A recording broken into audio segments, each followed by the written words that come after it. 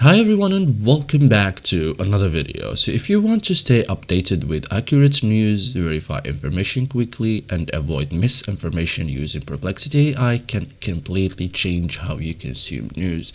In this guide, I will show you step by step how to use Perplexity AI for news effectively.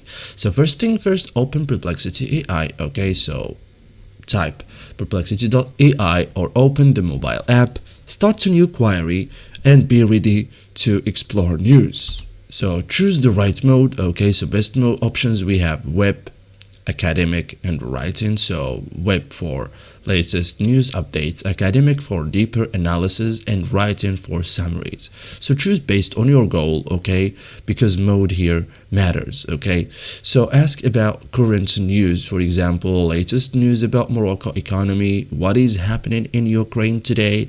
Okay, keep it specific because specific equals accurate results. Okay, check the sources, so look at linked articles, news websites, source credibility. Okay, compare multiple sources, don't trust one source only. Okay, ask for summaries, so for example, summarize this news, explain this in simple terms.